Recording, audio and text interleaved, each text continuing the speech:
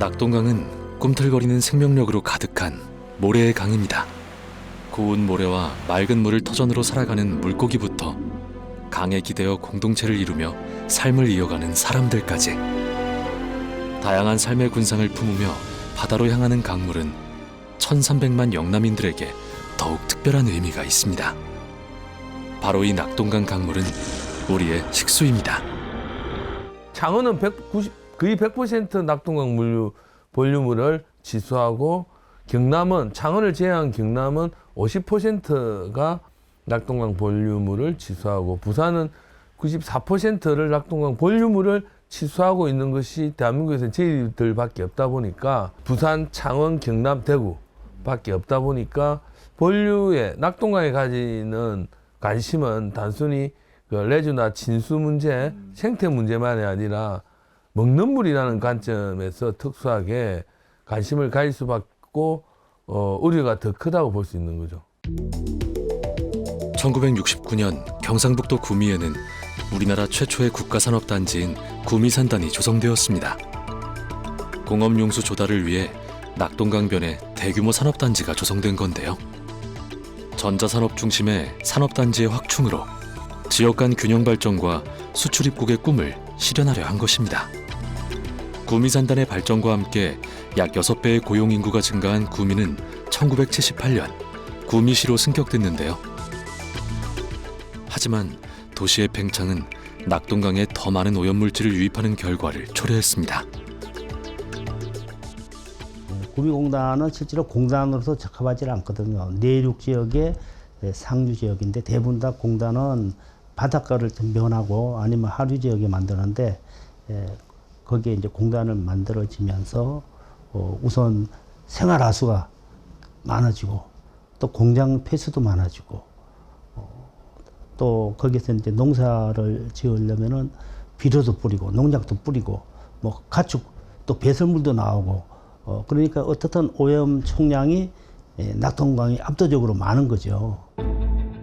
1991년 3월 대한민국을 수돗물 불신에 빠뜨린 낙동강 페놀 오염 사건이 발생했습니다.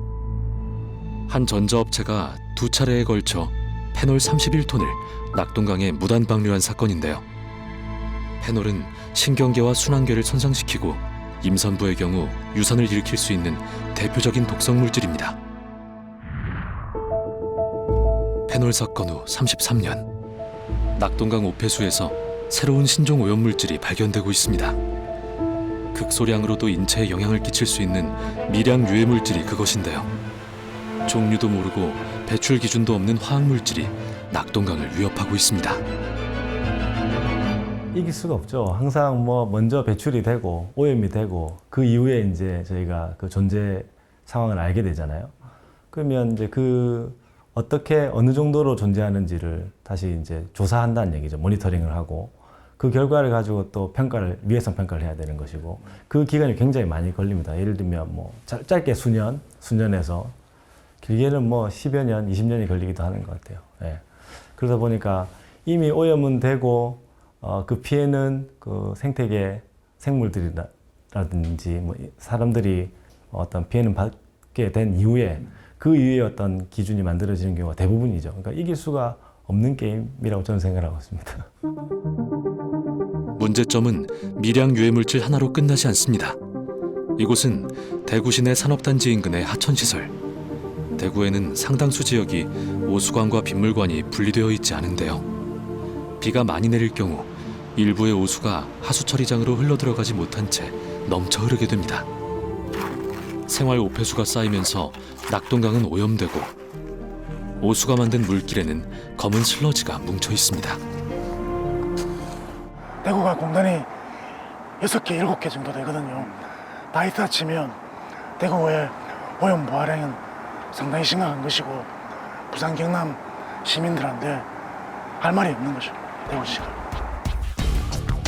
지난 2012년에 완료된 4대강 사업은 낙동강을 변화시킨 가장 큰 요인으로 지적되고 있습니다.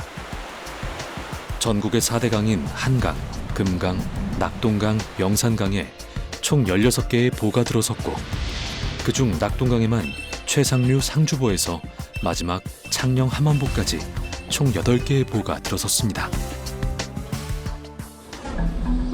4대강 사업 후 10년, 1300리 낙동강 물길에는 녹조가 창궐했습니다. 초록빛으로 뒤덮인 물, 녹조라떼라는 자주 섞인 말이 오늘의 낙동강을 말해줍니다. 식수원으로서 낙동강은 평가를 한다면 식수원으로서 낙동강을 평가하면 제 점수는 50점입니다. 이제 거의 끝에 왔다. 과연 이게 안전한 물인가?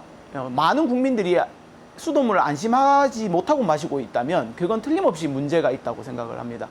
지금 뭐 일반적으로 사 먹는 물이나 정수기를 가정에 달고 있는데요. 그렇다는 건 불신을 해소를 못했다는 거잖아요. 그러면 정부 측에서도 한 번 더 고려해 볼 문제라고 저는 생각합니다. 우선 그런 문제들이 있고요. 정수장은 결국에 돈과 인력이 들어가야 되는데요. 여기 한계가 있습니다. 그렇죠?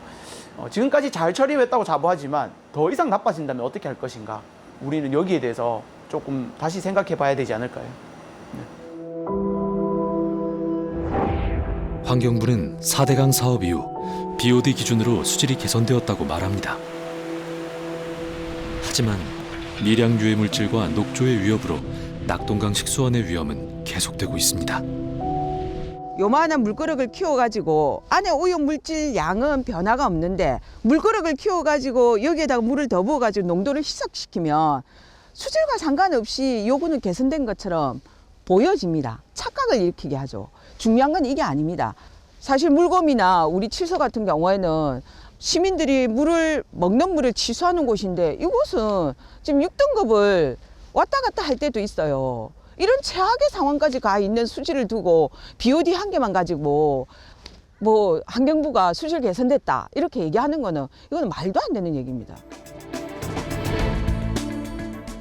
80년대까지 낙동강 중상류 지역에는 섬유, 전자, 반도체 업체 등 산업단지들이 우후죽순 들어섰는데요. 별다른 폐수 처리 과정도 없이 낙동강의 지류인 금호강으로 오폐수들이 방류되었습니다. 4급수의 금호강은 낙동강의 오염과 직결됐습니다. 수질 오염 사고와 오염된 강, 산업화의 부작용이 곳곳에 나타나자 2002년 금호강 중류에 신천하수처리장이 건설됐습니다. 신천하수처리장은 하루 68만 톤의 하수처리 능력을 갖추고 있는데요. 배수가 흐르던 곳에 정수 과정을 거친 10만 톤의 처리수가 흐르면서 금호강은 살아나기 시작했습니다. 2급수 지표종인 말조개와 대칭이도 만나볼 수 있는데요. 20여 년의 세월을 거쳐 강의 복원력을 되찾게 된 금호강은 수질 관리의 표본이 되고 있습니다. 이게 금호강도 산업화를 겪으면서 거의 죽은 하천이었는데 이제 2000년대부터 돌아오기 시작했어요. 위에서 영천댐에서 물을 많이 방류해주고 섬유 공장들도 많이 없어지고 하니까 강이 알아서 되살아나기 시작한 거죠. 하지만 대구 수돗물은 여전히 위험 요인을 안고 있습니다. 대구 시민의 식수를 생산하는 문산 취수장은 구미산단으로부터 불과 30km 떨어진 위치에 있는데요. 일사다이옥신, 과불화 화합물 등 미량 유해 물질의 위험이 새롭게 나타나고 있기 때문입니다. 우리 낙동강 속의 숙명적 그냥 피할 수 없는 운명은 우리가 마시는 상수원에 낙동강 상류에 공장들이 국가공단이 산업단지들이 있다는 게 문제거든요. 이거에 대해서 우리들이 한번 깊게 생각을 해봐야 되는데 앞으로 그런 사고들은 계속 일어난다는 거에 관점을 둬야 되잖아요. 그럼 이걸 이제 우리가 어떻게 해 나갈까 하는 겁니다. 그러면 극단적으로 이야기하면 이 공단들을 어디로 옮기든지 우리 상수원수가 아닌 곳으로 옮기든지 아니면 그대로 존속하게 할 것 같으면 다른 대안을 가져야죠. 그리고 그 대안에 대해서 우리가 지금 고민을 해야 됩니다. 산단 이전이나 폐수 무방류 시스템 등은 비용 문제로 백지화된 상황에서 수차례 수질 오염 사고를 겪은 대구 시민들은 수돗물 문제에 민감할 수밖에 없습니다. 그 낙동강 속의 원수의 그 TOC 기준이 평균 정도 1년 평균 보면 한 5.2 정도 ppm 나왔는데 이게 올해 같은 경우는 최대 7까지 넘어갔습니다. 그러다 보니까 어떻게 보면은 먹지 못할 수준의 물을 지금 고도 처리해서 이제 먹는데 똥물을 먹고 있는 건 다름없다. 동국물을 먹고 있다. 여기 정도가 넘었었죠. 지금 낙동강 물 문제는 지금 사실 이 물 먹는 물 자체가 잘못됐다고 봐요. 이거를 그러니까 지금 보면은 사실은 지금 생수를 대부분 아니면 정수를 해가 이게 먹고 있는데 진짜 수돗물을 직접 먹는 율이 별로 없다는 거죠. 수돗물도 부익부 분익부 돼서 결과적으로 돈이 없는 사람은 더 오염된 물을 더 먹을 수 있는 그런 환경이라는 거죠. 결과 이 문제에 대해서는 진짜 심도 있게 좀 가져가야 된다, 대책을. 그렇게 봅니다. 낙동강 물 문제 대책으로 지난 2021년 환경부는 낙동강 통합 물관리 방안을 발표했습니다. 대구 취수장을 구미 산단 위쪽인 구미 해평 취수장으로 이전해 대구와 구미가 취수장을 공동으로 사용한다는 건데요. 이 방안에 따르면 대구는 구미 해평 취수장에서 하루 30만 톤의 물을 공급받게 됩니다. 2022년 4월 각 지자체 대표가 참석한 가운데 대구와 구미는 물 이용 상생 협약을 맺었습니다. 이 자연이 준 귀한 물조차 우리가 서로 나누어서 상생할 수 없다면 우리가 어떤 사회적인 연대나 협업이 가능하겠습니까? 그런 점에서 오늘 이 자리는 정말 의미가 큽니다. 그러나 상생 협약 2달 뒤 지방선거에서 기존의 협약에 반대하는 후보들이 등장하면서 위기감이 커졌습니다. 해평 취수 문제는 반드시 재검토돼야 됩니다. 구미 발전을 위해서 통 큰 보상이 없이 그냥 대구에다가 물을 준다는 이것은 잘못됐고요. 결국 구미시는 상생협약에 반대하는 후보가 시장에 당선되었고 대구시도 해평 취수장 공동 이용이 아닌 안동댐 취수를 이야기하는 후보가 당선됐습니다. 지난 10여 년간의 물 문제가 해결되는 듯 보였던 것도 잠시. 상생협약을 둘러싼 분위기가 달라지기 시작했습니다. 식수 댐물을 전부 연결해서 댐물을 원수로 해서 시민들이나 그리고 도민들에게 공급하는 게 훨씬 식수 대책에 맞는 거 아닌가. 기존의 상생협약과는 다른 의견을 가진 지자체장들이 들어서면서 구미시를 중심으로 대구 취수원 이전을 반대하는 여론이 들끓었습니다.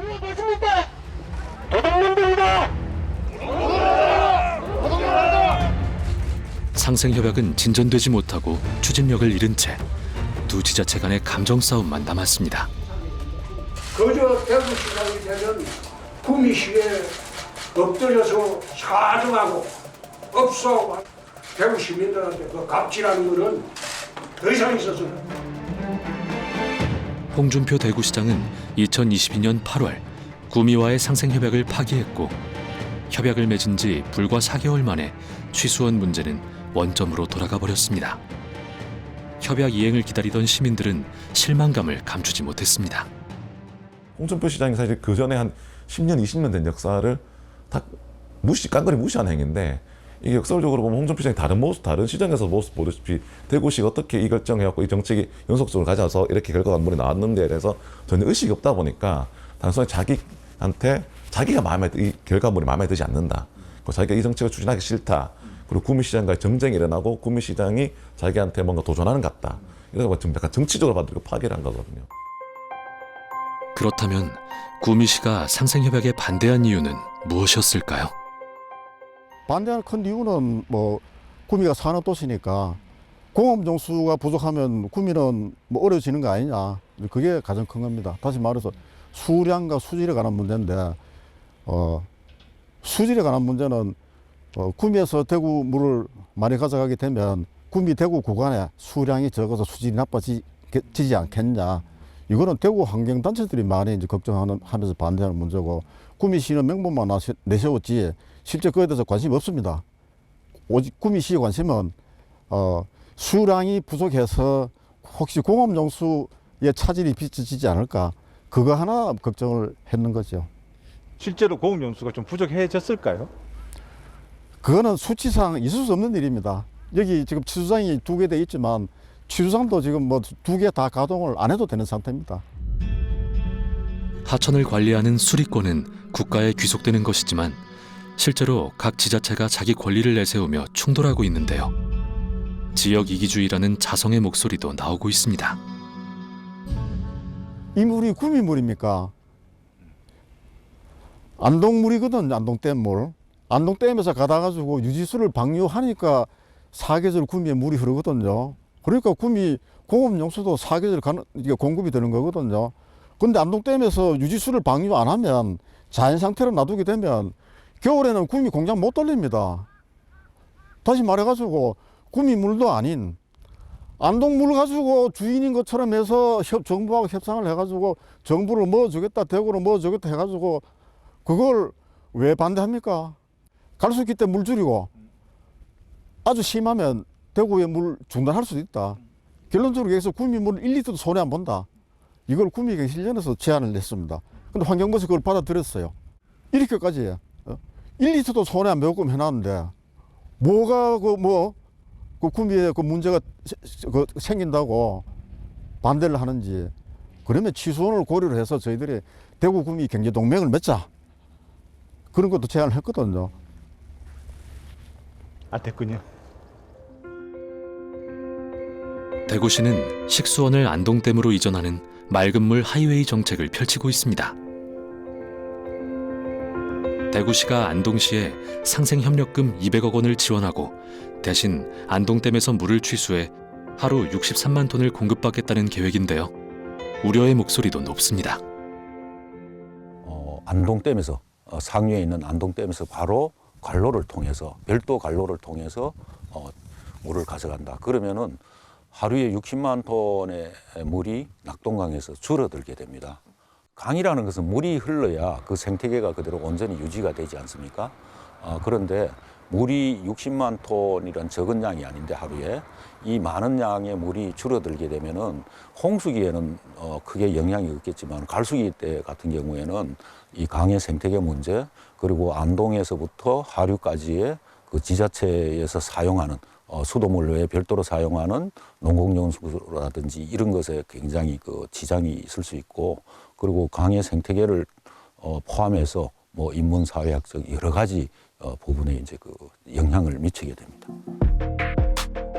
맑은 물 하이웨이 정책도 막대한 사업 비용, 안동댐 중금속 오염 등 해결해야 할 문제들이 많습니다. 시민단체들은 낙동강 수계 전체의 관점에서 물 문제를 논의해야 한다고 주장합니다. 전부 다 자기 지자체만 챙기다 보면 그런 문제가 발생하는 거예요. 사실은 이 강의 문제라는 게 한 지자체가 문제를 해결할 수 있다 이런 건 아니에요.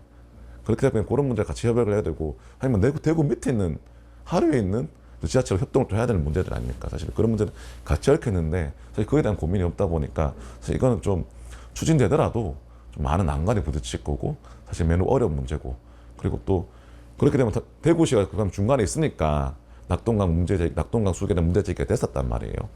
230만 시민들이 문제 제기를 하는 거니까. 근데 대구시가 그 문제 싹 빠져버리면 낙동강 수계에서는 또 어떤 일이 날까? 왜냐하면 당장에 구미에서 나오는 오염물질들 그냥 여기서 체킹도 안 되고 항해도 없으면 저 밑에 가서 어떤 게 섞이면 사실은 낙동강 전체를 죽이는 결과를 가져올 것이다.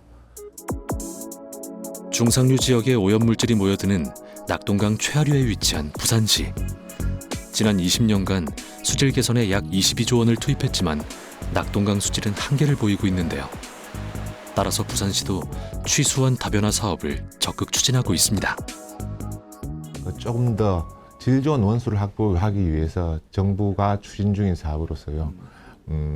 부산이 아닌 원수 수질이 깨끗한 낙동강 상류 지역의 물을 취수해서 그걸 정화해서 부산시에 공급하는 그런 사업이라 보시면 되겠습니다.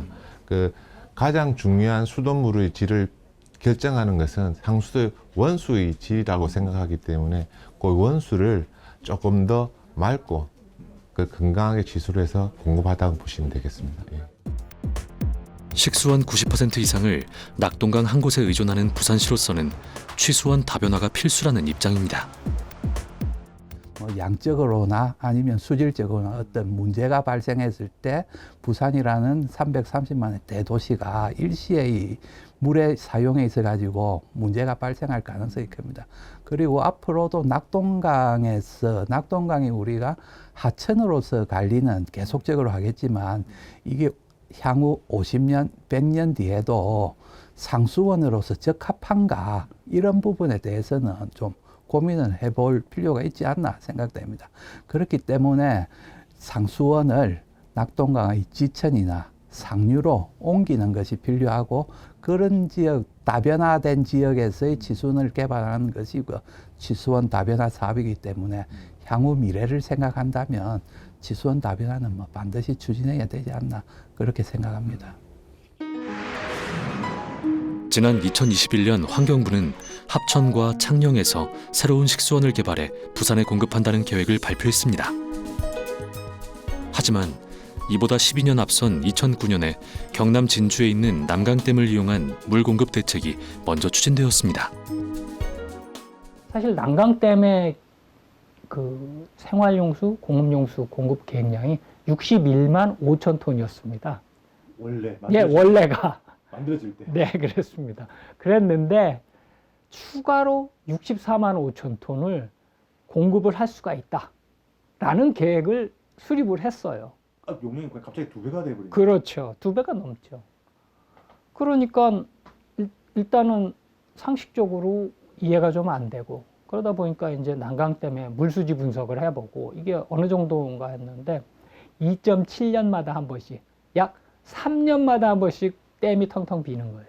물 부족해지는 거죠. 그런 계획을 이제 가능하다라고 제안을 하니까 이제 사실은 이런 계획은 도저히 용납할 수가 없는 거죠.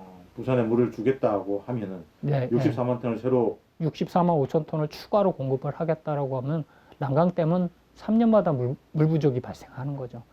그렇다는 것은 이제 그쪽 공급받는 쪽도 문제고 우리 그 기존에 61만 5천 톤 먹는 분들도 우리 경남 국민들, 도민들이죠. 그분들도 이제 물 부족해지는 거죠. 그걸 이제 큰 문제가 발생하는 거죠. 여기에다 지속적으로 문제가 되어오던 남강댐 홍수 시 4천만 방류 피해로 인해 지역 주민들의 반대는 더욱 거세졌습니다.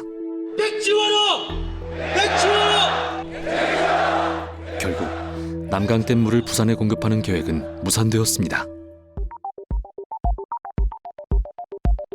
남강은 서부 경남을 가로지르는 낙동강 제1지류로서 생태계가 잘 보존된 강으로 유명합니다.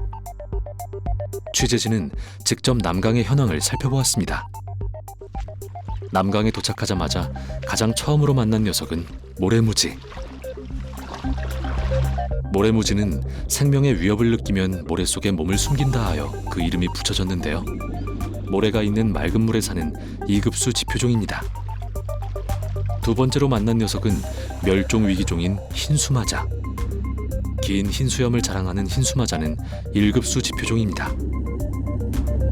낙동강 본류에서는 수질 오염으로 찾아보기 힘든 녀석이지만 남강에서 그 모습을 발견할 수 있었습니다. 남강은 특히 그 먹는 물에 의존하고 있는 동부 경남이나 부산에 그 직접적 영향을 주기 때문에 낙동강의 새로운 물줄기로서 링거 역할을 하고 있는 아주 그런 하천이라고 볼 수 있겠습니다. 낙동강 수질을 어느 정도 좀 보전해주는. 예, 그렇죠. 희석하고 개선시켜주는 역할을 하고 있다 볼 수 있겠습니다. 이어서 도착한 이곳은 경남 합천의 환강. 지난 2021년 환경부에서는 이 환강 하류에서 1일 45만 톤을 취수해 부산과 동부 경남에 공급하겠다는 정책을 발표했습니다. 환강은 남강에 이어 낙동강 지류 중 두 번째로 긴 강입니다. 모래 지질이 많아 자연 정화작용이 좋은 강으로 소문나 있는데요. 조금만 물길을 헤쳐나가다 보면 곧장 1급수 지표종인 흰수마자를 만날 수 있을 정도로 깨끗한 수질과 생태계가 잘 보존된 강입니다. 이처럼 깨끗한 생태 환경을 보존하고 있는 환강을 식수원으로 사용하기 위해서는 신중한 접근이 필요하다는 지적입니다.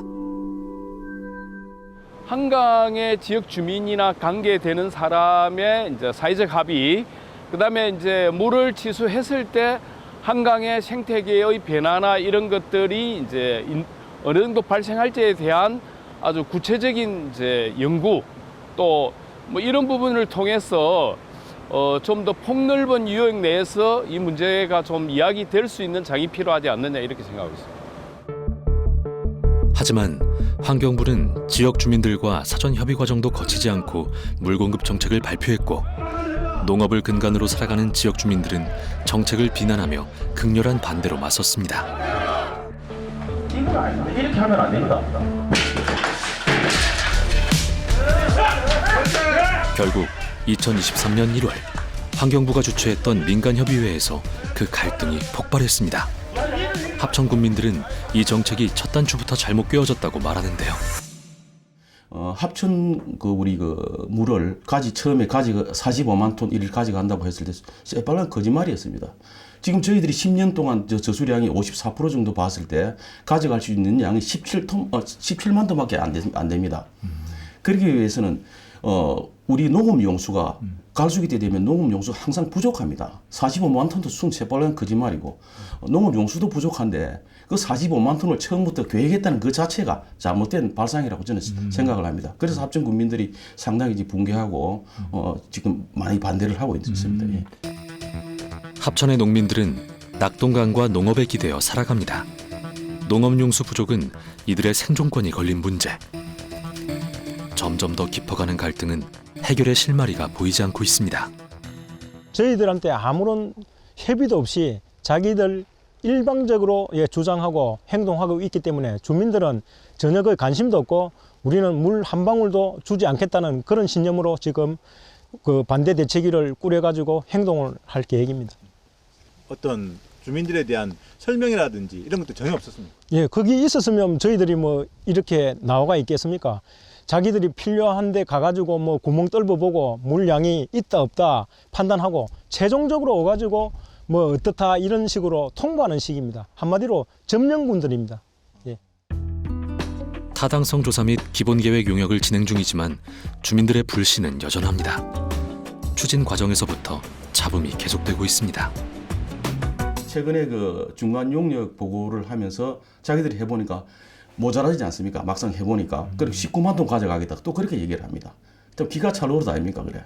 45만 톤 얘기해가지고 나머지 부분은 또 의령이나 뭐 함안에서 가져가겠죠 또. 그렇게 정부 정책이 오락가락합니다. 지금 현재.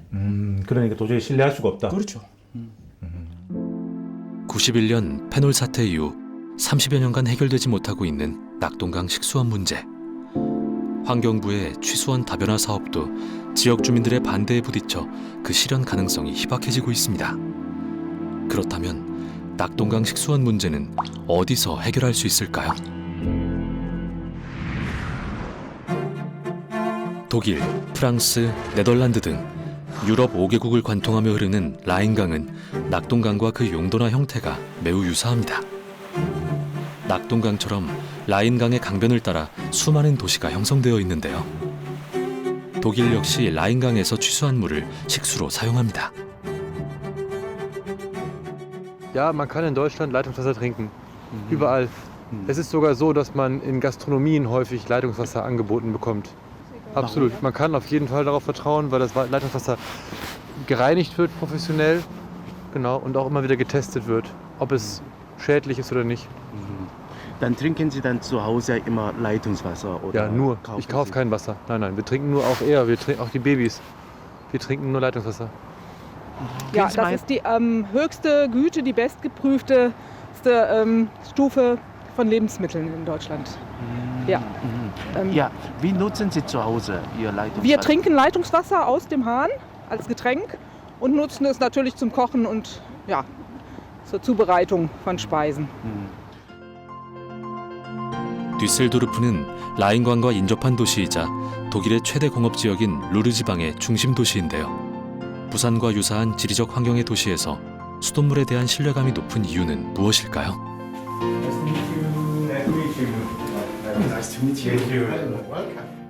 Gut, also wir hatten eine beträchtliche Umweltverschmutzung oder auch Wasserverschmutzung. Die war erzeugt vor allem durch die enorme industrielle Entwicklung, die wir nach dem Zweiten Weltkrieg genommen haben. Und zunächst war Umweltschutz kaum im Vordergrund, es war eigentlich egal.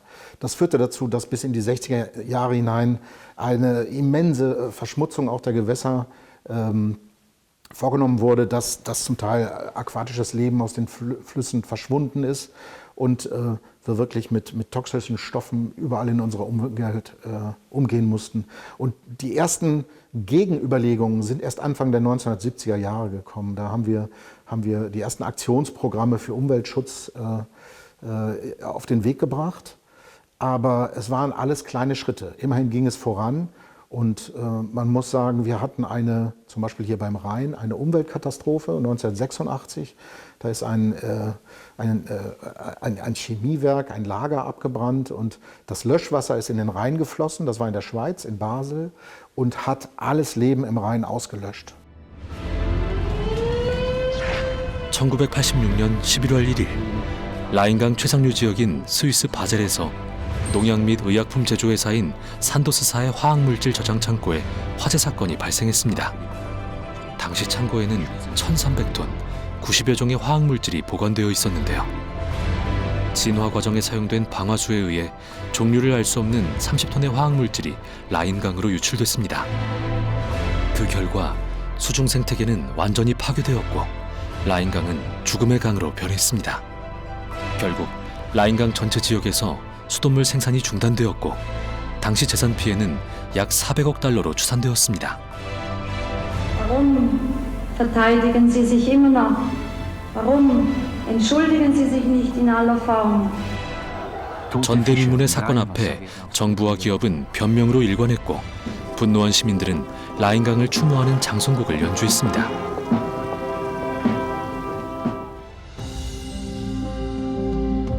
뒤셀도르프에서 10km 떨어진 상류 지역에 위치한 도르마겐 화학공업단지. 오염 사건 이후 이곳의 모든 수질 관리 시스템은 달라졌습니다. 별도의 산업 해수관을 설치하고 자체 정화 시설을 마련하는 등 환경 규제가 더욱 강화된 것입니다. Also das gereinigte Abwasser geht in der Regel immer in unsere Bäche und Flüsse. Also das wird nicht irgendwo in den Untergrund oder wird als landwirtschaftliches Bewässerungswasser oder so genommen. Es wird in die Flüsse geleitet. Und wie sauber es ist, das bestimmt der Fluss. Das heißt, ein kleiner Fluss hat hohe Anforderungen, weil nicht viel Wasser drin ist. Und es gibt dann rückgerechnet. 독일이 라인강에서 식수를 취수하는 방식은 이미 100년 전부터 시작되었습니다. 뒤셀도르프는 공기업 형태의 민간기업에서 수돗물의 생산과 공급을 맡는데요. 라인강의 원수가 아닌 강변 여과수를 통해 여과된 물을 수돗물로 공급합니다. 강변 여과수는 토양의 자연 정화 작용을 이용하여 강변을 따라 설치한 취수우물에서 물을 여과하는 방식입니다. 땅이 강물의 오염물질을 걸러주는 것입니다. It takes 6 weeks before the water shows up in the extraction well after the infiltration. So this is enough time for bacteria to degrade a lot of substances. Substances which will not be degraded in this process will finally be depleted in the treatment process of water. We just enjoy it because it's working day and night. We don't do anything, the bacteria are doing the job without getting paid for it. 100 years ago? Yes, yes. 특별히 보안 승인을 받은 취재진은 강변 여과수 응집시설을 살펴볼 수 있었는데요. 100개의 취수정에서 얻은 물은 지하로 연결된 관로를 통해 정수장으로 모여들며 뒤셀도르프 내의 정수장 2곳에서는 하루 15만 톤의 물이 생산되고 있습니다. Heavy metals are not of great concern for us. If there are some iron particles or manganese, for example, and also other heavy metals, they get oxidized by the addition of ozone, so they normally coagulate, and then we have a filtering system to extract these substances. For example, one parameter is lead, and in our city we don't use lead in pipes, therefore we have no concern about it. Yes. So, can you drink this water right now? Yes, I would drink the water. 강변 여과수를 통해 오염물질의 농도가 최대 10분의 1까지 줄어듭니다. 뒤셀도르프에서는 수질을 정화시키는 최고의 필터가 토양이라고 말합니다. 취수에서 정수까지 걸리는 시간은 50분가량 3단계의 정수 과정을 거치는데요. 오존 처리를 거쳐 세균을 없애고 마지막으로 활성탄 과정을 거치면 남아있는 모든 오염물질을 제거할 수 있다고 합니다. 그리고 석탄을 이용한 활성탄마저 코코넛을 이용한 천연 재료로 교체할 예정입니다. Well, fine. 원수 상태가 좋아 정수 과정이 짧지만 수질 관리는 엄격하게 진행되고 있습니다. 뒤셀도르프 도시공사 수질관리 실험실에서는 매일 수집한 샘플을 바탕으로 1일 60여 항목, 연간 10만 개의 항목을 측정합니다. Pattern of samples gives us a good overview about the quality in the whole process. And I can say that we nearly have no situation where we exceed the limits. So the limit by law, if something happens in the water where we just cross the limit, we have to call the authorities, the health authorities. Then they are kind of partners because we want to get back to normal. So there's a great relation to the health authorities. My job particularly is that if something occurs, to get in contact with them and try to find out what we can do in order to protect the clients. 공기업 성격을 띤 20여 개의 민간 기업이 연계해 독일 전역에 수돗물을 공급하고 있는데요. 비록 민간 기업의 형태지만 이들의 공적 책임감은 클 수밖에 없습니다. 뒤셀도르프를 지나 라인 강변에 들어선 도시 본. 이곳에는 수돗물을 생산하는 민간 기업을 지원하고 관리하기 위한 수질 관리 체계가 이루어져 있는데요. 이곳 책임자인 무터스 박사의 하루는 채취한 샘플 분석으로 시작됩니다. 분석된 자료와 성과들은 투명하게 국내외 수질 분석 기관들과 공유된다고 합니다. So we are not only testing the drinking water or the raw water as well, but we are also doing research and trying to improve methods for water testing and also training laboratory technicians, doctors in the field of hygiene and water hygiene. Yes, we do have cooperations nationally within Germany with other hygiene institutes, for example, but also internationally with the Netherlands, for example, also with the topic of water hygiene and safe drinking water. 독일은 다중의 수질 관리 체계를 바탕으로 오랫동안 안전한 수돗물을 공급해왔고 독일 시민들은 안심하고 수돗물을 마시고 있습니다. We have learned a lot the last decades. So in the 50s we had a very poor water quality and we had to intensify the activities to get the river water clean. After that we had to ask ourselves, is it enough what we are doing? And we try to decrease the water demand by each person so that everybody is contributing to the whole water cycle in a positive and negative way. 현재 라인강은 연간 국제 기준 2급수의 수질을 유지합니다. 그리고 뒤셀도르프는 강변 여과수를 통해 60만 시민의 안전한 식수원 확보까지 성공했는데요. 이 강변 여과 시스템이 낙동강의 식수원 대책으로 떠오르고 있습니다.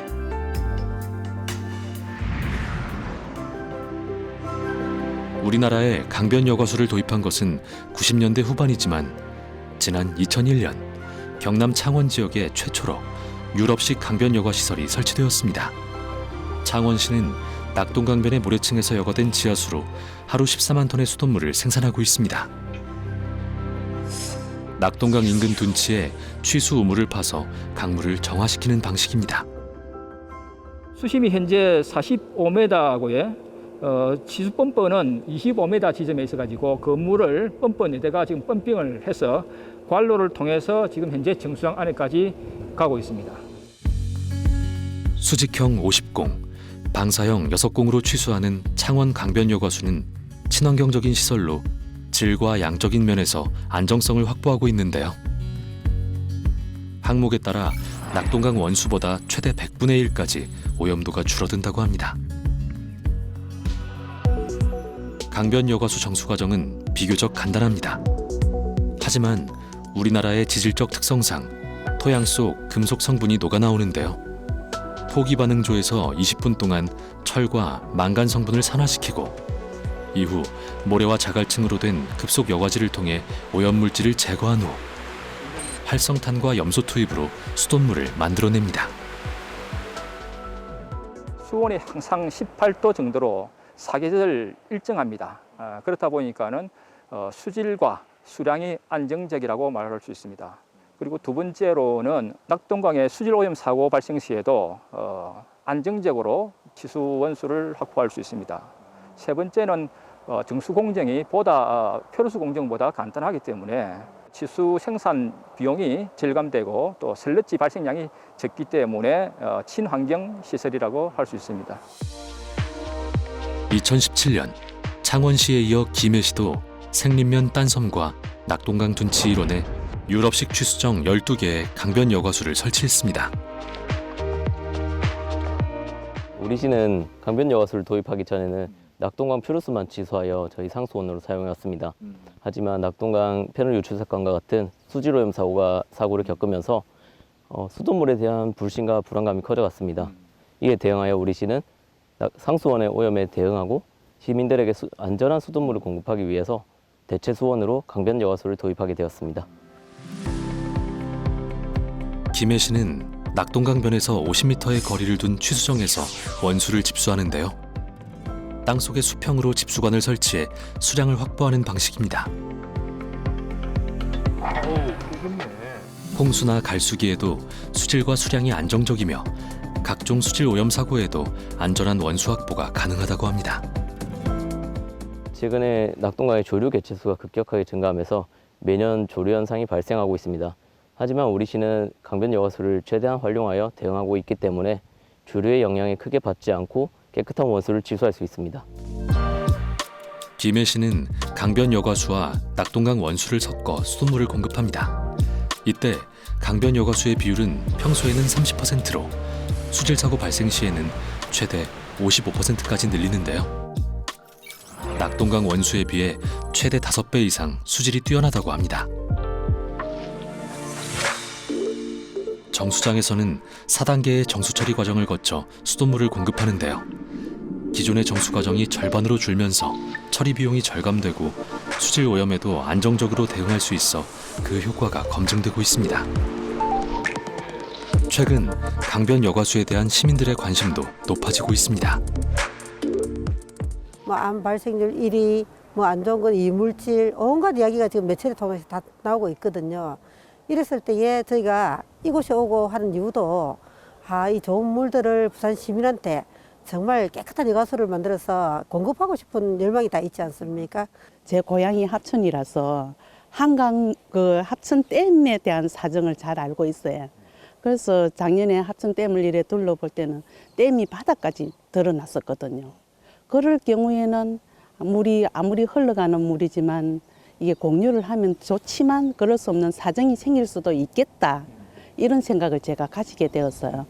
부산 수돗물은 정수장에서 8번의 과정을 거쳐서 정수되어서 물이 나오는데 강변 여과수는 보니까 네 번만 정수를 해서 나오더라고요. 이거 하나만 보더라도 얼마만큼 강변 여과수가 다소는 안전하다고 믿을 수 있는 것 같아서 그나마도 우리 부산에도 강변 여과수를 할 수 있다면 강변 여과수를 했으면 좋겠다는 생각입니다.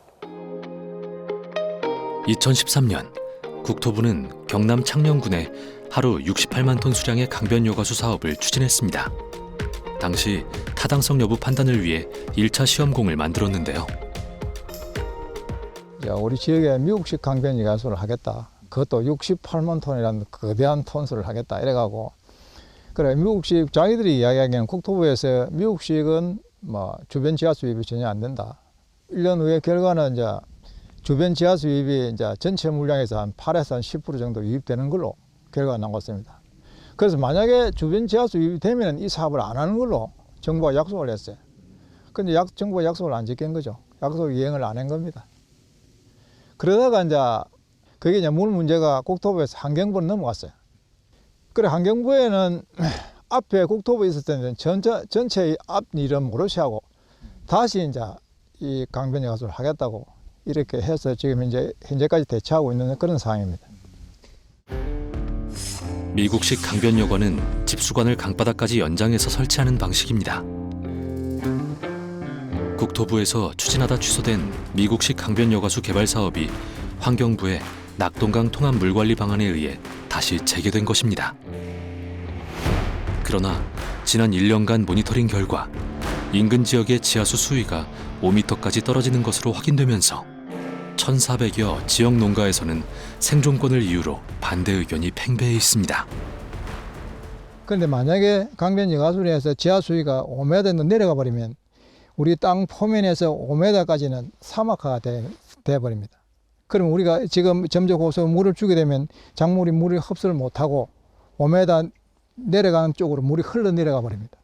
그때 그 공간을 채우려고 계속 물을 주게 되면 우리 고추 이거 작물의 뿌리는 다 썩어버립니다. 우리 지금 현재 하고 있는 이 토경 재배입니다. 토경이 땅에서 바로 심다는 이야기죠. 그럼 이 농사는 포기해야 된답니다. 그래서 주민들이 반대하는 이유가 그겁니다. 지하수 유출에 따른 경작 불가능 문제를 해결할 수 없다면 강변 여과수를 도입할 수 없다는 게 창녕군 지역 주민들의 입장입니다. 토물 관리 방안 이거는 저는 절대로 수용할 수 없고 얘는 해서는 안 되는 겁니다. 낙동강 원수를 살려가지고 해야 되지. 그런데 지금 현재 방사형으로 이런 식으로 만약에 자기들이 사업을 추진한다면 계획대로 정부가 하게 되면 저희들은 죽습니다. 환경부의 물 공급 대책을 두고 지역 주민들의 갈등이 깊어지자 부산시는 안전한 식수원을 확보하기 위해 지역 상생을 포함한 대안을 찾는 데 고심하고 있습니다.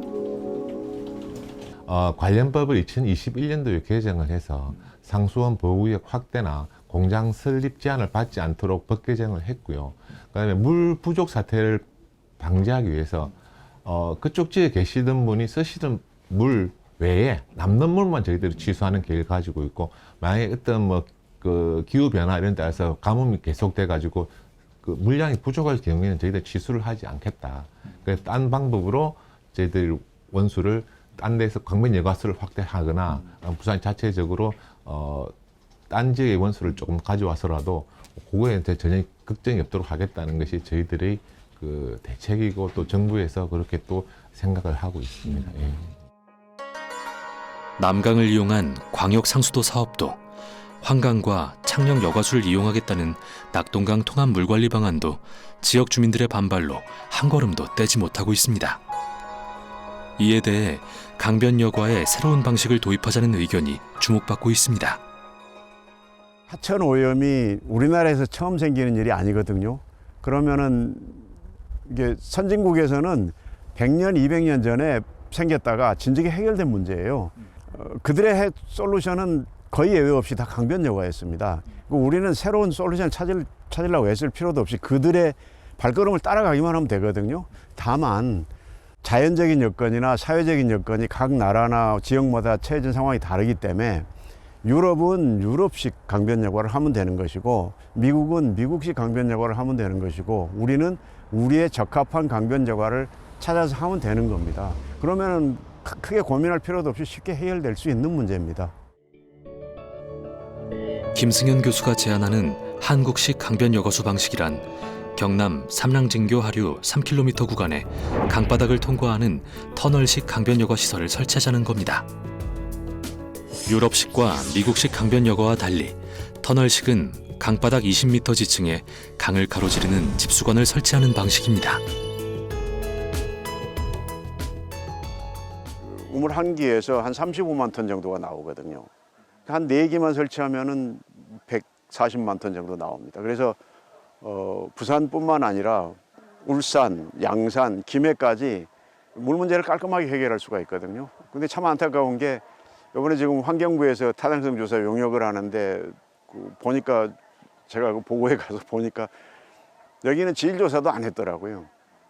대상에서 아예 빠져 있어요. 정말 안타깝더라고요. 근데 주변에 영향을 주지도 않고 받지도 않습니다. 그러니까는 그 지하수위가 내려가거나 이런 일이 없거든요. 그래서 민원의 소지가 아예 없는 겁니다. 아주 좋은 여건을 갖춘 지역을 잘 활용했으면 하는 생각입니다. 그렇게 하면은 진작에 해결됐을 물 문제가 아직까지 끌고 있는 게 안타까울 뿐입니다. 30년 동안 이어져 온 낙동강 식수원 위기. 안전한 식수는 시민의 기본 권리이며 국가는 이를 해결할 일차적 책임이 있습니다. 지역 간 갈등을 넘어 우리의 강변 여과수를 찾아야 할 때입니다.